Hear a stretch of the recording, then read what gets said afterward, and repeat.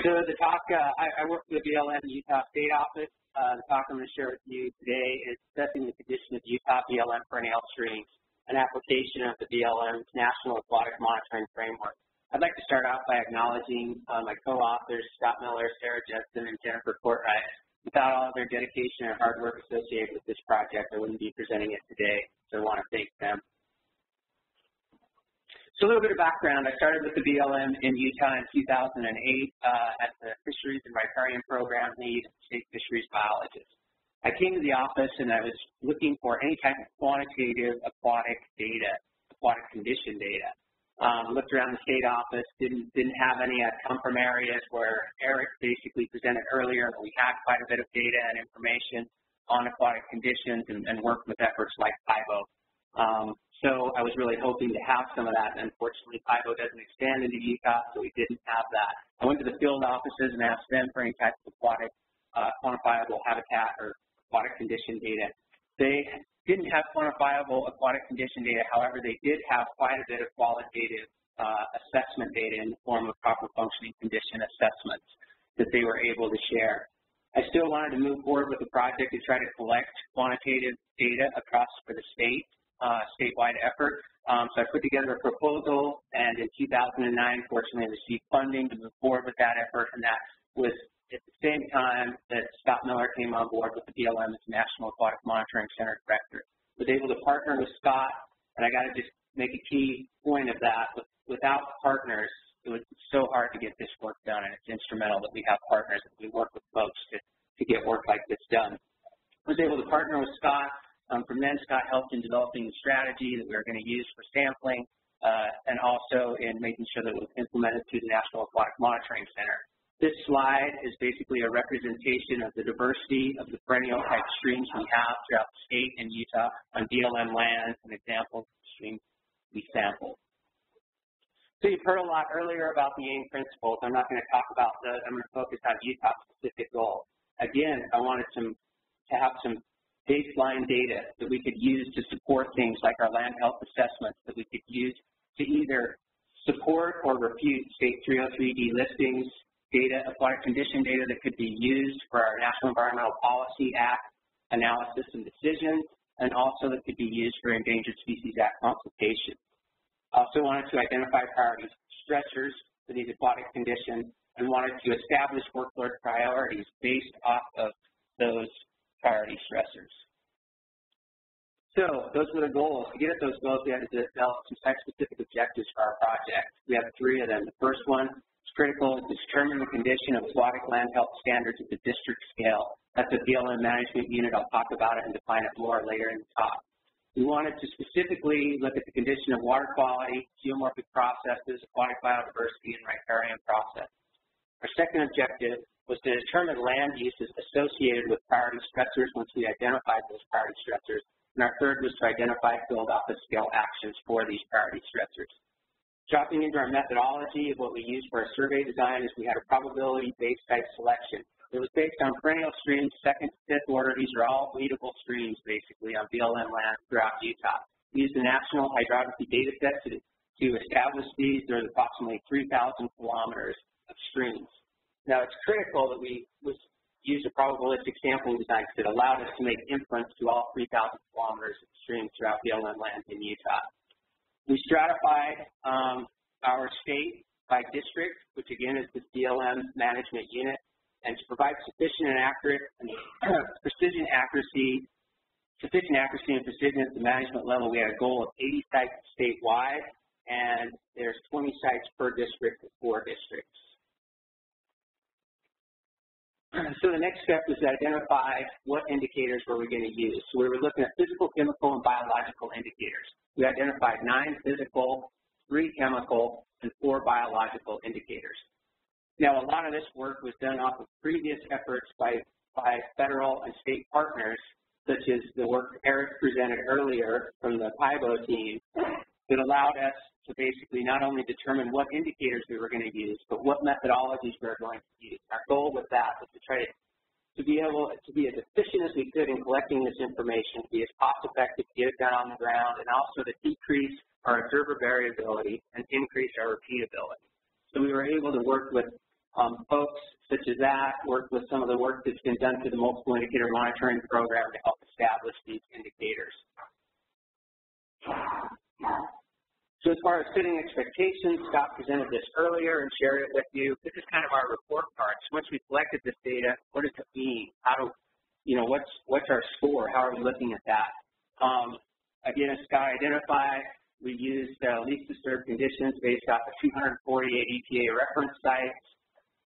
As you can see here, we identify them. Scott, I think, had an approach of identifying it as least disturbed or moderate or fair departure from reference. I think it was, yeah, for me, I'm a little simpler. I have good, fair, poor. So I'll kind of refer to it that way, a little more simpler approach. Again, going back to our objective to determine the condition of the land health standards at the district scale.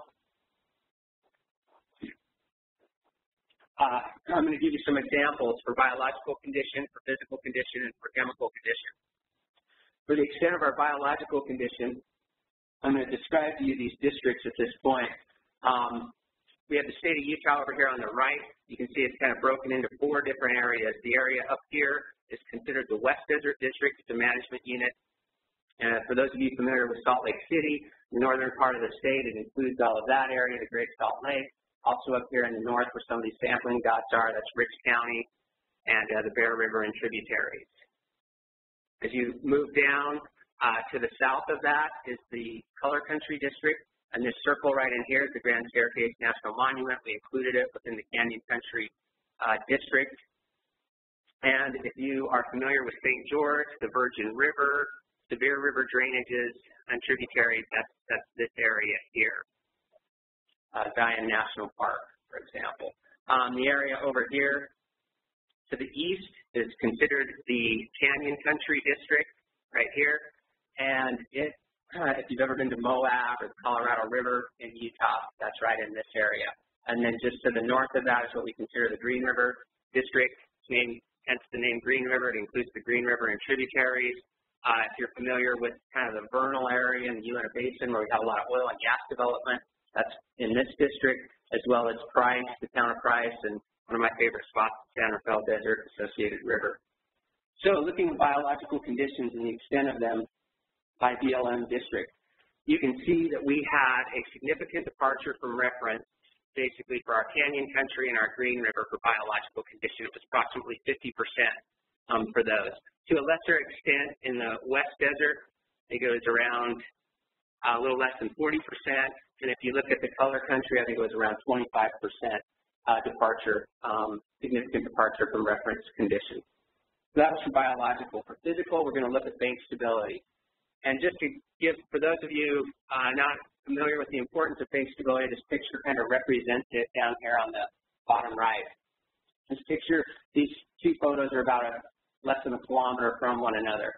And basically they're showing where you have bank stability here on the left, you have vegetative cover providing that bank stability. It's really important in maintaining the narrowness of the stream, the depth of the stream, providing habitat and cover for the fish, and also providing solar diffusion and avoiding temperature increases. If you look here to the right, where you don't have that bank stability, you get a high water, high flow event. It tends to, basically the stream tends to blow out, it tends to widen out, it tends to become shallower. You lose your in-stream channel habitat that's important for the aquatic fish. So bank stability is a key physical indicator for the in-stream channel conditions associated with aquatic resources. So when you look at the extent of the bank stability across the various districts within the BLM in Utah, we had a significant departure of reference or poor condition, more so in the Color and Green River areas. If you look at those, and to a lesser extent, much lesser extent in the West and Canyon Country districts. In those districts, it was less than 20% significant departure from reference. Now, when we move on to an example of our water quality indicators, we looked at the extent of salinity loading by BLM district. Now, this was the second most, or I would argue, and if you look at the data a little more closely, it's probably the most pervasive stressor that we have across BLM land in Utah associated with this monitoring of the streams. So if you look basically at Color Country and Green River, we had about 70% or greater of our streams were in poor condition or we had a significant departure from reference conditions. If you look at the canyon country and West Desert, well, canyon was more around closer to 45%, and West Desert had the least amount. I think it was around 30%. So now, when you look statewide at the most pervasive stressors by district, as I identified earlier, what really pops out here is you look at the top of these water quality indicators: phosphorus, conductivity, which is also known, as salinity, nitrogen. Those are the indicators that really you see the highest departure from reference conditions consistently throughout the state. That's also reflective of what Scott presented in his presentation as well, and some of the eco-regional scales that we saw.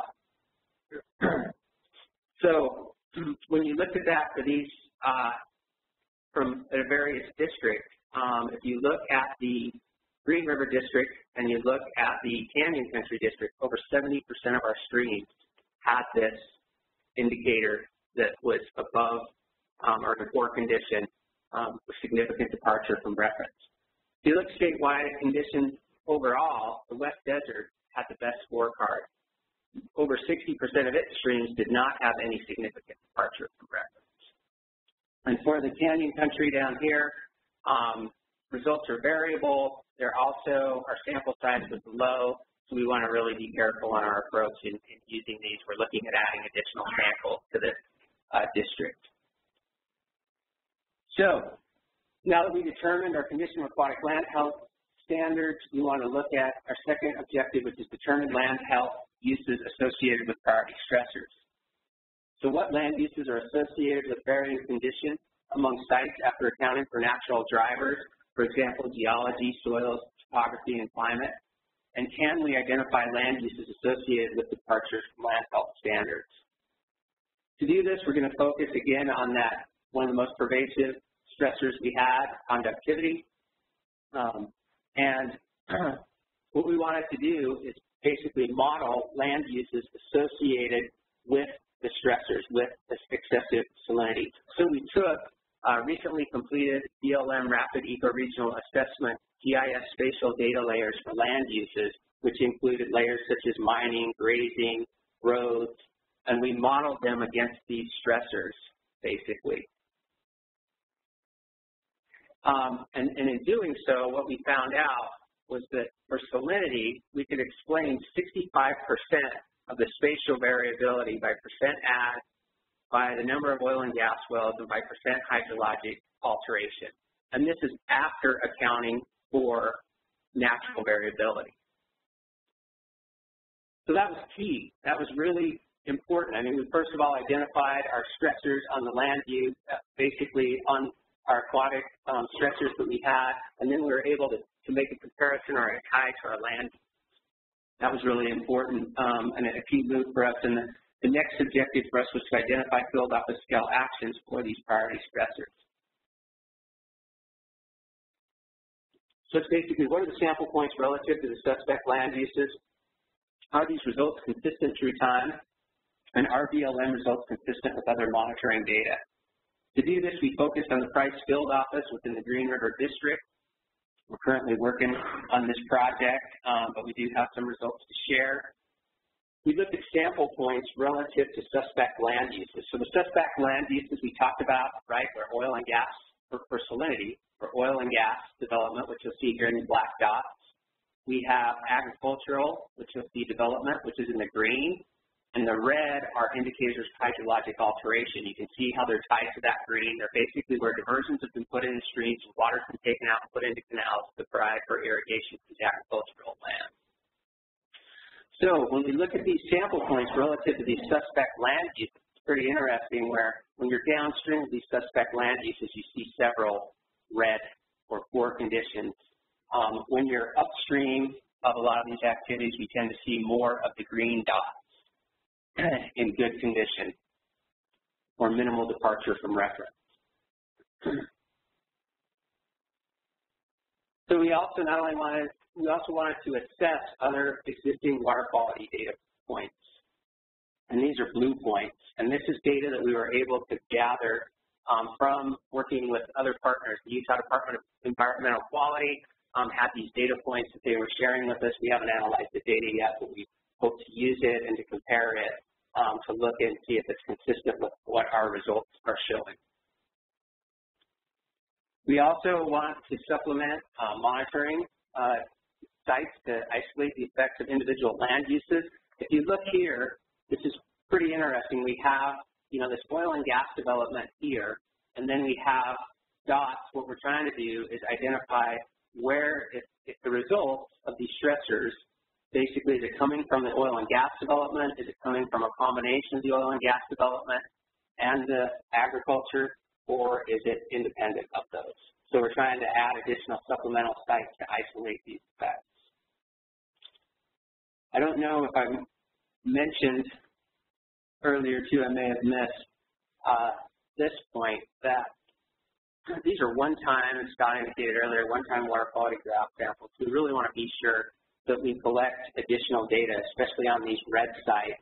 We want to conduct monthly water quality sampling at existing sites with core ratings to determine, to see if they still have a significant or greatest departure from reference, to validate that. Okay, and this one of the last slides here. This is a key slide. This identifies basically, I know it's really busy, but what we have here is we have basically, once again, not only all of our land uses that we keyed into for priority stressors such as agricultural, hydrologic alteration, and our oil and gas development, but we also have land ownership. So this really keys into our need for collaboration. So if you look at the yellow right there, that is basically state lands where you see most of the oil and gas development. If you look at the green, it has an underlying gray tone into it. That is all private, where the agriculture is and also where the hydrologic diversion is coming out of. And then you look at a lot of the BLM land is here with the kind of taupe or color here. So it's key that we collaborate, because we want to first of all determine for these stressors, what's the land use that's causing them, and is there anything we can do to improve that? We work with our partners, hopefully, to do that. We want to also, and this is where I think Scott thinks I'm going to put on my sunshine hat and share the love. This is, even though we have these red dots on BLM, they are likely a result of all the activity that's going on upstream of this. And we're trying to work with our partners to improve those conditions, to determine that for sure and share this information.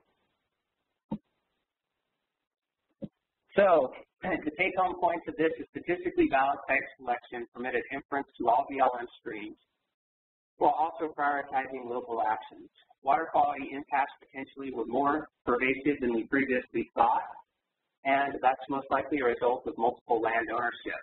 The use of models and RAA data helped us to inform our determinations. The use of standardized indicators and consistent, compatible methods allowed us to leverage lots of new and existing data and tools. And there are definitely benefits of using a dedicated field crew to get this work completed. And with that, if there's time, I'll take any questions.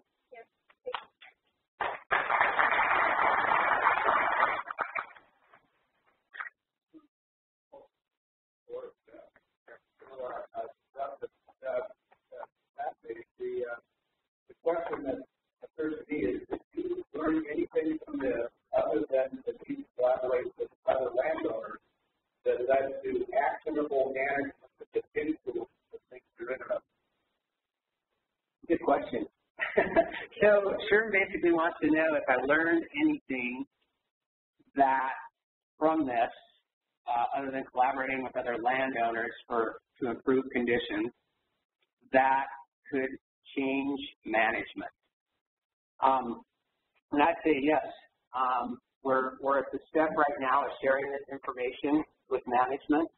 I think that we'll get the support, I'm hopeful that we'll get the support from management to look closer at these stressors. I mean, we just focus mainly on salinity here, but maybe some of the other indicators that we may have a little more control over improving some of the physical indicators.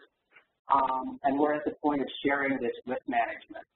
Basically, these are just basically our results that we put together for this presentation. So I do think that we will be able to we'll have quantifiable information, and that was my goal, to move forward and share with management. But I think the key that we wanted to address was to look at what land uses and to really know why do we have the results that we do. If we have poor conditions, what land use is resulting in that? And I think if we're going to take it to management, we're going to make management changes, we've got to make that correlation. If not, they're just going to say, well, you're just showing me some red dots, right? What does that mean? So that's where we're at right now, and we're continuing to move forward with that effort. So, follow up, as you move forward with that, you anticipate that integrated riparian management